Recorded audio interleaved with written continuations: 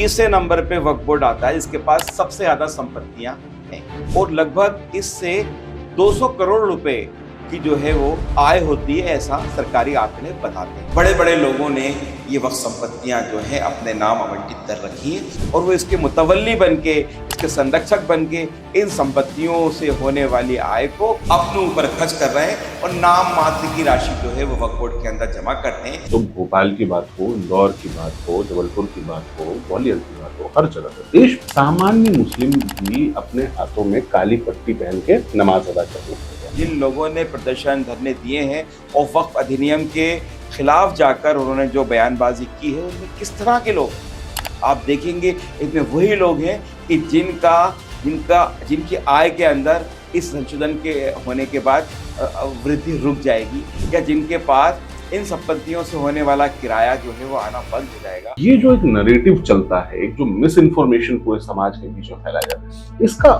रास्ता क्या, कैसे होता है ये? तो ये मिसगाइड करने का जो सबसे बड़ा काम अभी देश के अंदर अगर कोई कर रहा है तो वो all India Muslim personal law board, जो कि एक अपने यहाँ से एक घोषणा करता है कि हमें इस जुमे को जो है इस चीज का विरोध करना है। कहीं गांव के गांव को वक्फ की संपत्ति घोषित करी जाती है, कहीं मुकेश अंबानी के बंगले इंटीरिया को वक्फ की संपत्ति बताई जाती है, संसद भवन जो सेंट्रल विस्टा प्रोजेक्ट है उसको भी वक्फ की। कैसे काम करता है वक्फ, कैसे होती है ये घोषणाएं, कैसी होती है, जमीनों पे अधिकार कैसे होता है? और एक साजिश के तहत सरकारी व्यक्तियों को खरीद लिया जाता है और एक नूरा कुश्ती होती है कि केस जो है अदालत के अंदर लड़ा जाएगा और अदालत के अंदर लड़ने के बाद जो सरकारी वकील होते हैं या सरकारी कर्मचारी या अधिकारी होते हैं वो उस तरह के तथ्य, उस तरह का रिकॉर्ड वहाँ पर प्रस्तुत नहीं कर पाते और एक तरफा जो फैसला होता है वो उस संपत्ति के लिए हो जाता है। क्या हम ये उम्मीद करें कि जो लोग नमाज के समय हाथों में काली पट्टी बांध के खड़े थे, वो वक्फ एक्ट अगर पास हो जाता है उसके बाद सड़क संशोधित बिल में कहीं ऐसा नहीं है कि आपकी मस्जिद को आपसे, आपके इमाम बाड़ों को, आपकी खानगाहों को, आपके मदरसों को आपसे छीन लिया जाएगा, ऐसा कहीं प्रावधान नहीं है। पास्ट का कुछ नहीं, ऐसा कुछ नहीं है। नमस्कार, आज के दिन की और इस सप्ताह की सबसे बड़ी खबर है संसद में पेश हो रहा वक्फ एक्ट। वक्फ एक्ट को लेकर जगह जगह पर अलग अलग तरह की खबरें आ रही हैं, मगर कोई भी जगह आपको विस्तार से नहीं बता पा रहा कि आखिर वक्फ एक्ट है क्या और इसको लेकर मुस्लिम समाज की प्रतिक्रिया कैसी होने वाली है। इसी मामले पर बात करने के लिए आज हमारे साथ हैं सामाजिक कार्यकर्ता, अल्पसंख्यक मामलों के जानकार इम्तियाज अली जी। नमस्कार सर, स्वागत है आपका। तो सबसे पहले तो जो चीज मैं जानना चाहता हूँ कि एक वक्फ क्या है, वक्फ एक्ट क्या है और वक्फ बोर्ड क्या है?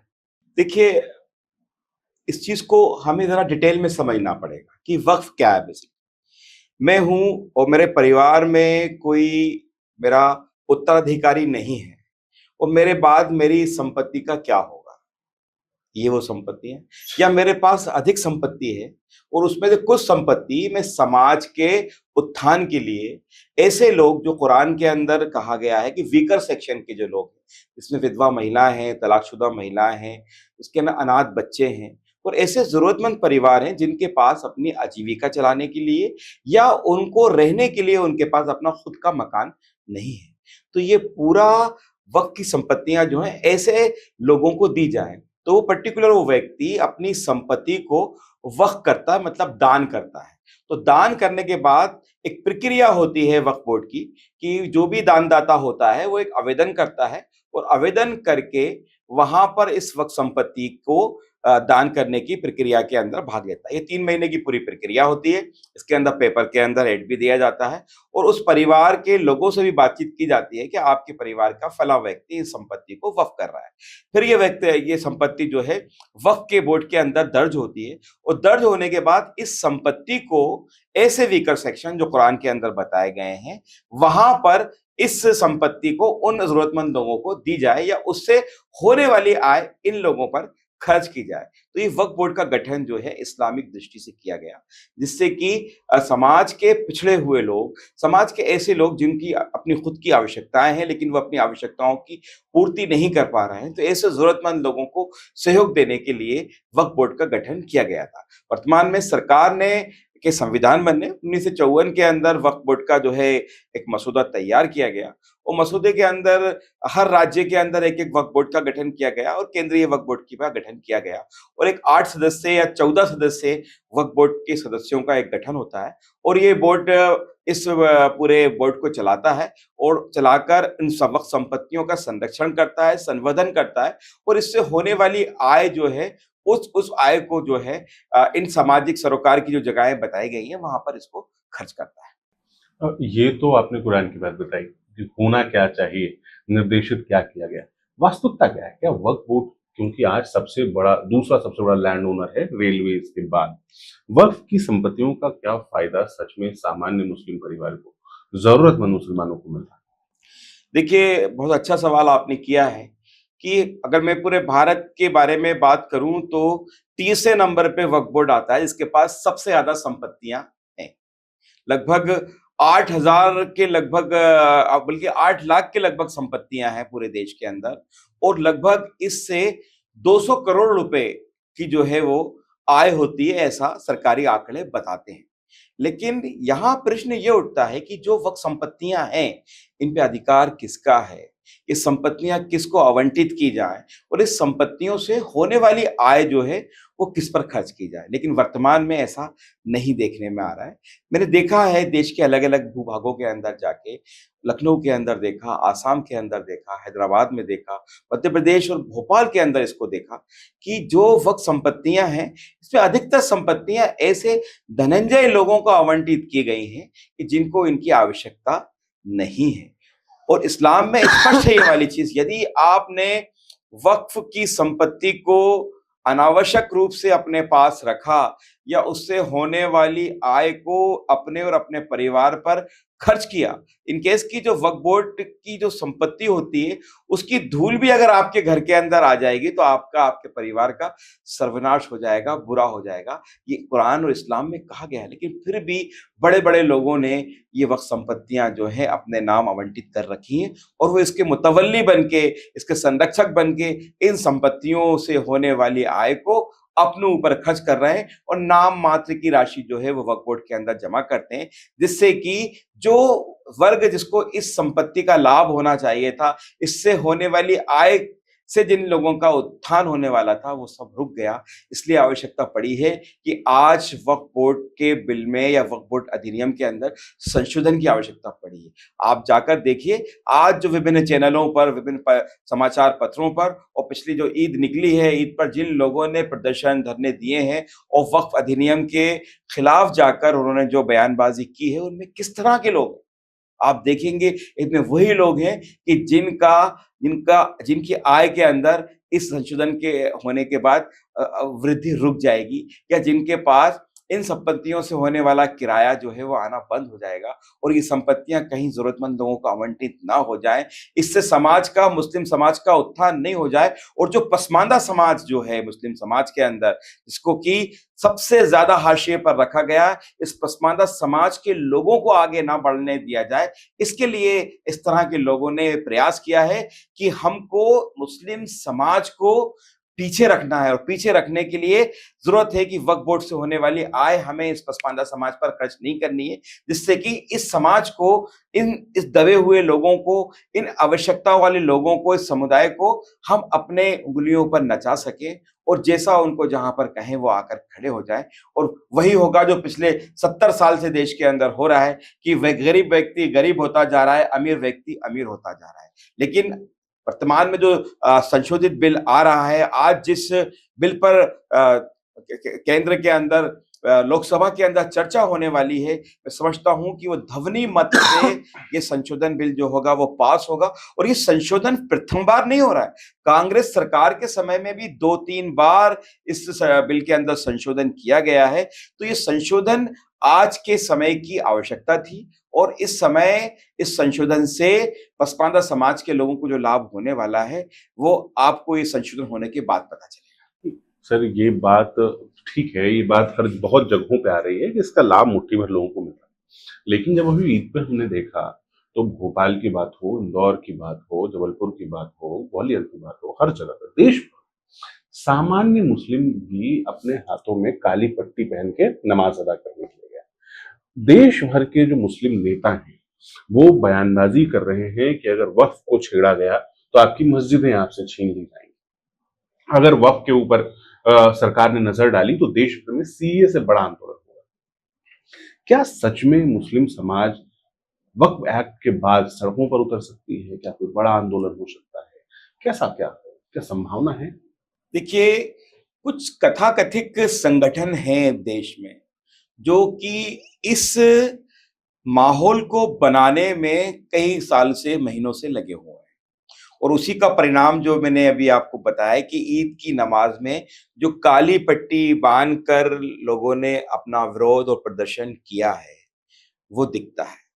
और वो सामान्य लोगों के भी हाथ पर वो काली पट्टी आप लोगों ने देखी होगी। लेकिन आप एक बात बताइए, जब हम मंदिर के में प्रवेश करते हैं, किसी सामाजिक या धार्मिक स्थल पर प्रवेश करते हैं, तो हर जगह की एक परंपराएं होती हैं। जैसे कि मंदिर के अंदर आप आए तो आपको टीका किया जाता है आरती के बाद। क्या जब वो टीका किया जाएगा तो क्या आप अपना सर पीछे करेंगे? नहीं करेंगे। ऐसे ही जब मस्जिद के अंदर आप इंटर हो रहे हैं, उनसे कहा जाता है कि भाई ये हमारे खिलाफ एक आंदोलन है, उसमें आपको भागीदार होना है, इसलिए आप काली पट्टी बांधिए। वो काली पट्टी बांधने वाले सामान्य व्यक्ति को ये पता ही नहीं है कि इस काली पट्टी बांधने के पीछे क्या उद्देश्य है। उद्देश्य उसको पता नहीं है। उसने तो बांध लिया कि सब लोग बांधे हुए थे और हमारे धर्मगुरु बांधे हुए थे, तो हमें भी ये काली पट्टी बांध के इसका प्रदर्शन करना है। मैं इस मंच के माध्यम से सभी सामाजिक धर्मगुरुओं को और जो मुस्लिम समाज के तथाकथित ठेकेदार बनते हैं, उनसे स्पष्ट कहूंगा कि ऐसी बस्तियों में जाएं जहां पर वीकर सेक्शन के मुस्लिम रहते हैं। उन लोगों को क्या वक्फ बोर्ड अधिनियम के बारे में पता है? अरे उन्हें तो यह भी नहीं पता है कि वक्फ बोर्ड होता क्या है, वक्फ बोर्ड में किस तरह की संपत्तियां होती हैं। तो आज जो अवेयरनेस की जो कमी है पसमानदा समाज में, वो पिछड़े मुस्लिमों के अंदर, उसको शासन को, प्रशासन को और केंद्र सरकार को चाहिए कि लोगों के बीच एक जागरूकता चलाए और इस संशोधित बिल और इस वक्फ बोर्ड के बारे में लोगों को बताए और उनसे आम राय ले। तब आपको पता चलेगा कि कितने प्रतिशत लोग इस वक्फ बोर्ड अधिनियम या इस बिल के खिलाफ हैं। सर, बात बिल्कुल ठीक है कि हाथों में पट्टी बांधी है, उनको पता नहीं है कि उद्देश्य क्या है। तो शाहीन बाग का भी आंदोलन जब चल रहा था तो बहुत लोग आंदोलन में बैठे थे जिन्हें नहीं पता था कि आंदोलन सीए के कानूनों के बाद जो आंदोलन खड़ा किया गया, उसे ऐसा दिखाया गया कि भारत के मुसलमानों की नागरिकता छीन ली जाए, जबकि वास्तविकता में वो कानून बिल्कुल अलग था। तो ये जो एक नरेटिव चलता है, एक जो मिस इन्फॉर्मेशन पूरे समाज के बीच में फैलाया जाता है, इसका रास्ता क्या, कैसे होता है ये कि एक मिस इन्फॉर्मेशन, एक गलत जानकारी उठाई जाती है और गलत जानकारी पूरे समाज के अंदर एक्सेप्टेबल हो जाती है? देखिए, जैसे मैंने कहा, कुछ संगठन हैं जिनका कार्य ही यह है कि हमें समाज में समय समय पर जाना है और जाकर इस तरह के मुद्दों पर उनको मिसगाइड करना है।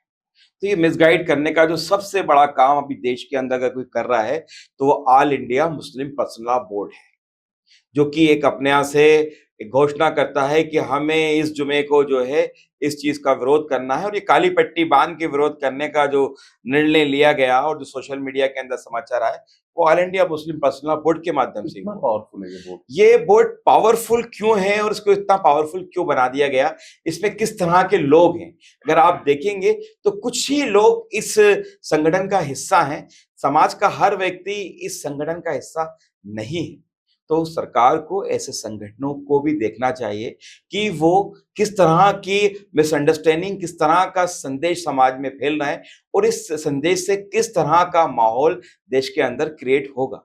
आज भारत सरकार मुस्लिम समुदाय के विकास के लिए जितनी योजनाएं या जितनी जिस तरह से उन्होंने महिलाओं के उत्थान के लिए 3 तलाक के मुद्दे पर जो उन्होंने काम किया, आज इस संगठन ने कभी यह अध्ययन नहीं किया कि 3 तलाक का जो संशोधन हुआ और 3 तलाक पर जब बैन लगाया गया तो देश में इसका क्या प्रभाव पड़ा, कितने प्रतिशत जो है तलाक का दर जो है वो कम हुई, इसका अध्ययन करके उन्होंने नहीं बताया।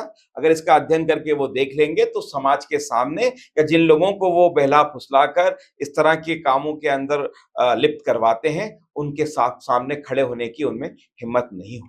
तो आवश्यकता है कि ऐसे संगठन, और ऐसे संगठन पनपते क्यों हैं, ऐसे संगठनों को कहां से सहयोग मिलता है, इसके पीछे कौन से लोग हैं, उनका भी अध्ययन करके भारत सरकार को इन संगठनों को और भी जानकारी लेनी चाहिए। और बल्कि मैं तो ये कहूंगा, अगर मुस्लिम पर्सनल बोर्ड और दूसरे संगठन इस तरह के काम कर रहे हैं तो उसके अंदर मुस्लिम ही क्यों, उसके अंदर दूसरे समाज के लोगों को भी लाइए, वो भी इसके अंदर सहयोग करेंगे, वो भी आपकी योजनाएं बनाने में आपको सहयोग करेंगे। और जब सभी समाज के लोग इस तरह के संगठनों के अंदर आएंगे तो निश्चित तौर पर एक अच्छी योजना बनेगी और समाज उसके अंदर विकास की ओर अग्रसर होगा।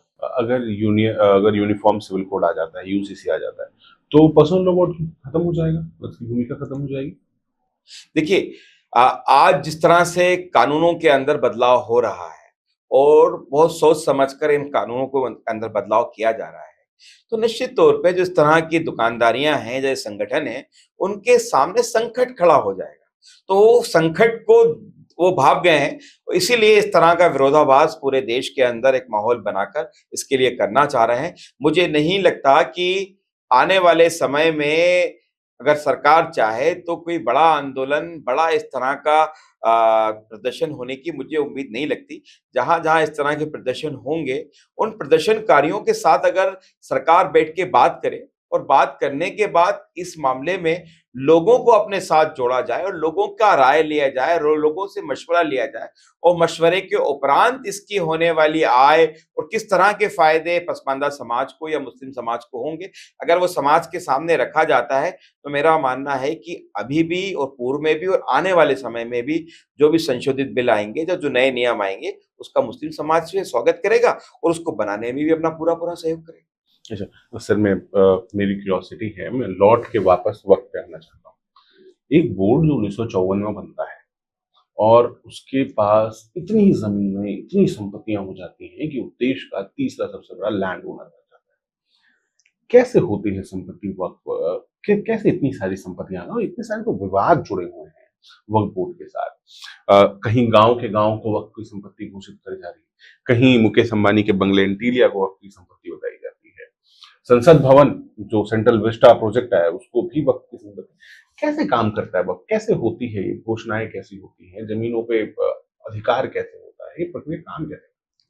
अब देखिए, जैसा आपने देखा कि मुगल आक्रांता आए, उन्होंने देश पर अपना जो है राज किया और लंबे समय तक उन्होंने यहाँ पर देश में राज किया। लेकिन बाद में उनका जो राजपाट था वो खत्म हुआ।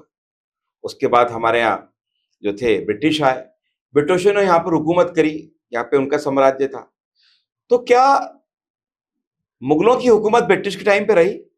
समाप्त हो गई। तो जब मुगलों की हुकूमत समाप्त हो गई, ब्रिटिश की हुकूमत समाप्त हो गई, भारत में एक संविधान बन गया और संवैधानिक दृष्टि से हर चीज को देखा गया, तो मुझे लगता है कि वो जो संपत्तियां जो पूर्व में वक्फ की गई थी या नहीं की गई थी, या मुगलों की संपत्तियां थी, या जो भी नियम आए उस नियम के अनुरूप वो भारत की संपत्ति हो गई। लेकिन यहाँ पर पूरा एक खेल जो है वक्फ संपत्तियों को बढ़ाने का किया गया। जो ऐसे मकान थे या जो ऐसी संपत्तियां थी जिनको हम शत्रु संपत्ति बोलते हैं, भोपाल और जहां जहां जूनागढ़, हैदराबाद, लखनऊ, जो कि मुस्लिम रियासतें रही हैं, यहाँ पर आपको सबसे ज्यादा वक्फ संपत्तियां दिखेंगी।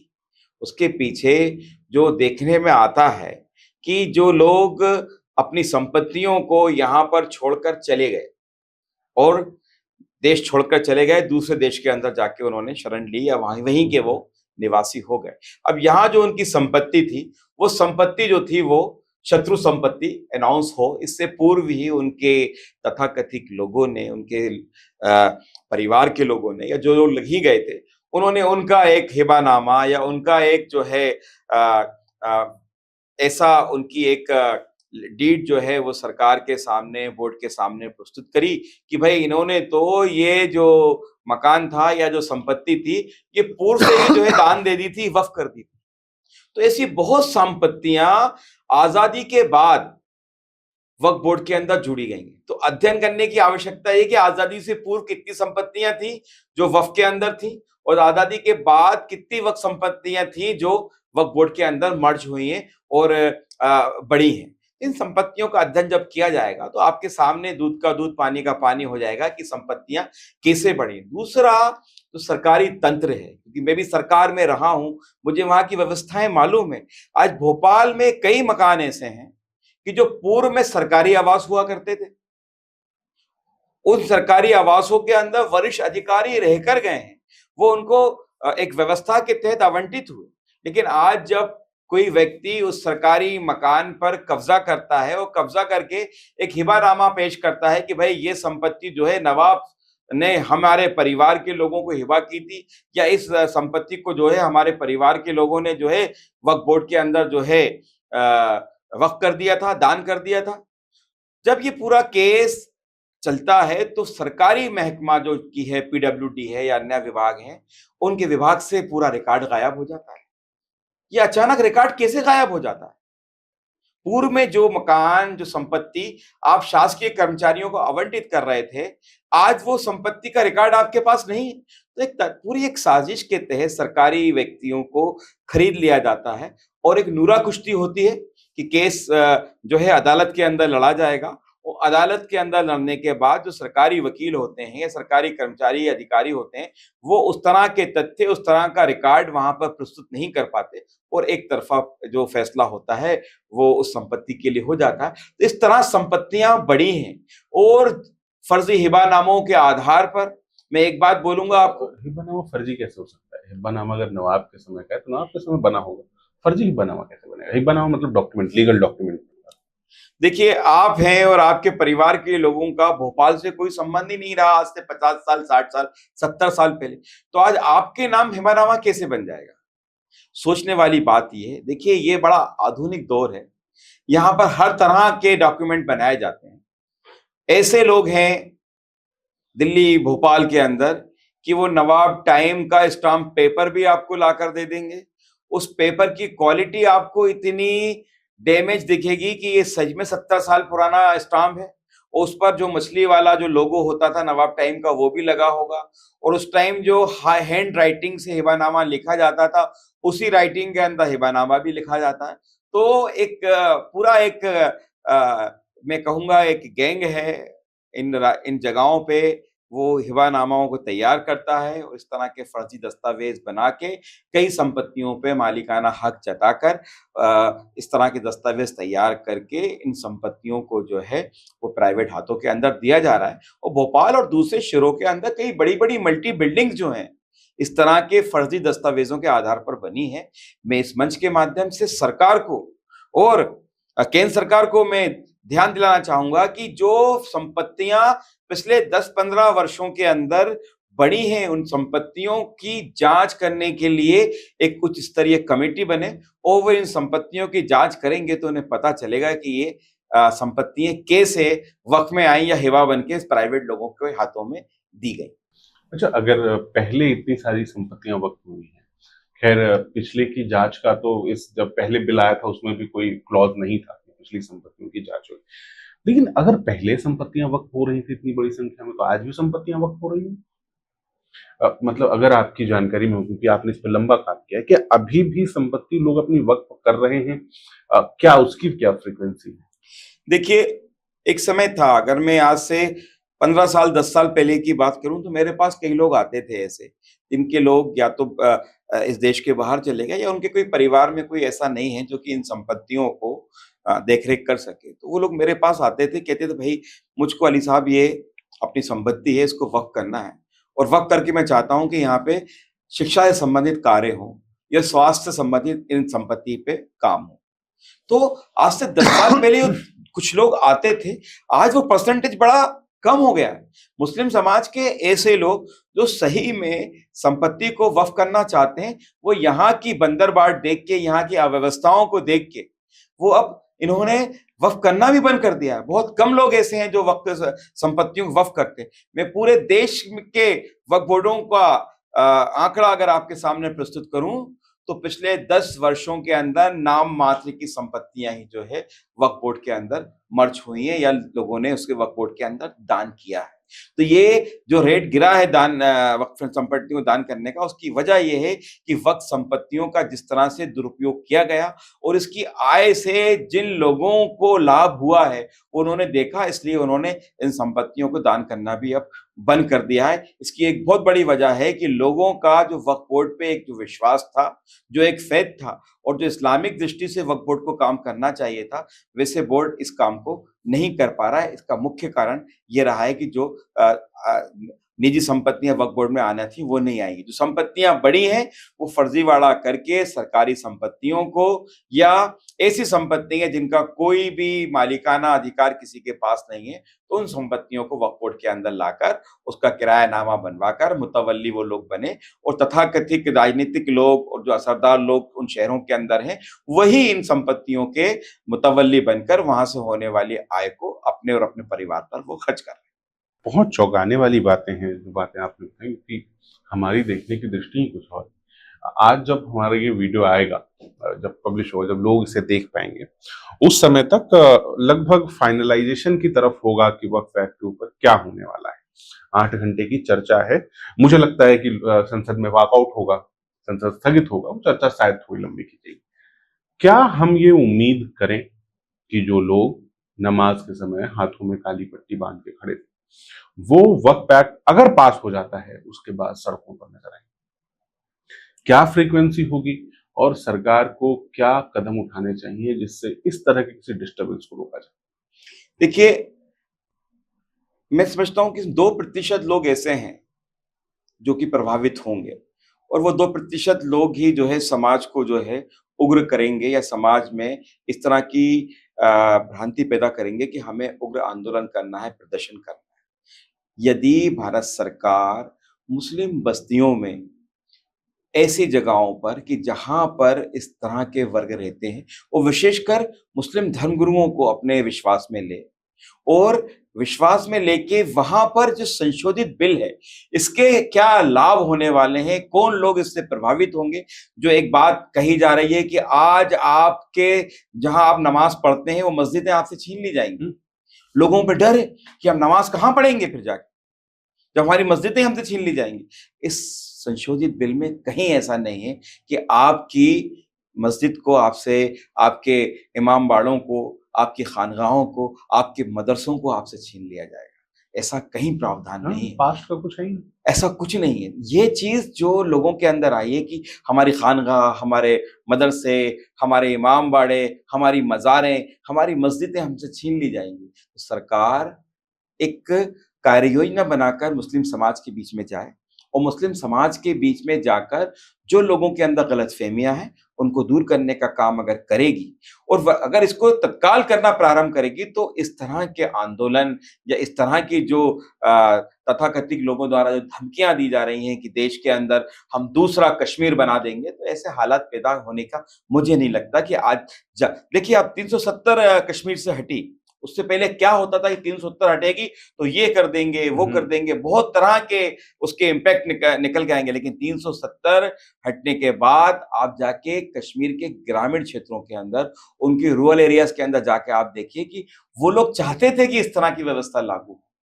आज वहां पर व्यापार भी बढ़ा है। इस तरह की जो बातें की जा रही थी 370 का हटने से इस तरह की परेशानियां वहां पर होंगी, लेकिन कोई समस्या ऐसी नहीं आई है। एक्चुअली हो ये रहा है कि 2% लोग जो हैं समाज का प्रतिनिधित्व जो है मीडिया के माध्यम से, संसद के माध्यम से, विधानसभा के माध्यम से कर रहे हैं और वो जैसा परोसते हैं यही समझा जाता है कि पूरे 100% मुस्लिम समाज का यही सोच है। तो इस सोच को हमें वर्गीकरण करना होगा, उसको अलग अलग करके देखना होगा, तभी आप इस पूरे मुद्दे को अलग अलग तरीके से देख पाएंगे। बहुत बहुत धन्यवाद सर आपका कि आपने अपना समय निकाला, हमारे बीच आए और इतने महत्वपूर्ण मुद्दे पर आपने की बात की। आप इस मामले के जानकार हैं, मैं इस मामले का बस क्यूरियस हो सकता हूँ। कुछ आपको लगता है कोई ऐसी बात जो जानी चाहिए दर्शकों के बीच और हमारी चर्चा में अब तक नहीं आ पाई, जो हमसे छूट गई? देखिए, मेरा आपके मंच के माध्यम से मुस्लिम समाज और जो पसमानदा समाज है, विशेषकर उनको मेरा अनुरोध है कि आप पूरे प्रकरण को और पूरे संविधान को समझिए वो समझने के बाद निर्णय लीजिए, तो आपको पता चलेगा कि जो निर्णय लिए जा रहे हैं, इन निर्णयों के पीछे सरकार की क्या मंशा है। जो नकारात्मक माहौल पूरे देश में वक्फ बोर्ड अधिनियम के खिलाफ बनाया जा रहा है, इसको आप लोग समझें। तभी जो लोगों के हाथ की कठपुतली आप बनते हैं या समाज के वो जो तथाकथित ठेकेदार हैं, जो आपको अपने हिसाब से चलाना चाहते हैं, उनके साथ चलने में आपका विकास नहीं होगा। हमें अपने बच्चों को अगर शिक्षित करना है और उनको एक अच्छे तरह का स्वास्थ्य देना है, तो इसके लिए आवश्यक है कि वक्फ संपत्तियों का उपयोग सही तरीके से हो। और अगर इन वक्फ संपत्तियों का उपयोग सही तरीके से होगा, तो निश्चित तौर पे जो आज 200 करोड़ रुपए या 2000 करोड़ की जो इनकम वक्फ संपत्तियों से हो रही है, वो 2000 करोड़ होगी। और ये 2000 करोड़ रुपए तब मुस्लिम समाज के उत्थान के लिए, विधवा महिलाओं के उत्थान के लिए, यतीम बेसहारा बच्चों के उत्थान के लिए, इनकी शिक्षा, स्वरोजगार, इनके स्वास्थ्य के लिए खर्च करेंगे, तो एक बहुत बड़ा परिवर्तन समाज में देखने को आएगा। तो मेरा इन मंच के माध्यम से सभी समाज के लोगों से अनुरोध है कि वो वक्फ बोर्ड के अधिनियम को समझें, और इसको समझकर अगर आपको लगता है कि कहीं इसके अंदर कमी है, तो आप अपनी बात सरकार के समक्ष रखें। उसकी भी व्यवस्था सरकार ने की हुई है, और विभिन्न मंचों के माध्यम से आप अपनी राय, अपना मशवरा, और जो अगर आपको समस्या है उससे आप सरकार को अवगत कराएं, तो निश्चित तौर पर सरकार आपकी बातों को मानकर उस संशोधित बिल के अंदर उसका भी समाधान करेगी। बहुत बहुत धन्यवाद सर आपका समय देने के लिए और हमसे बात करने के लिए। इस तरह के वीडियोस, इस तरह की चर्चाएं हम लगातार आपके बीच लेकर के आते रहते हैं, और लगातार हमसे जुड़े रहने के लिए आयुध को आप एक तो सब्सक्राइब कर लीजिए, दूसरा फेसबुक, ट्विटर और इंस्टाग्राम पर भी हमसे आप जुड़ सकते हैं। बहुत बहुत धन्यवाद हमारे दर्शकों का, और बहुत बहुत धन्यवाद सर आपका। बहुत बहुत शुक्रिया। लगातार जुड़े रहने के लिए आयुध को सब्सक्राइब जरूर करें।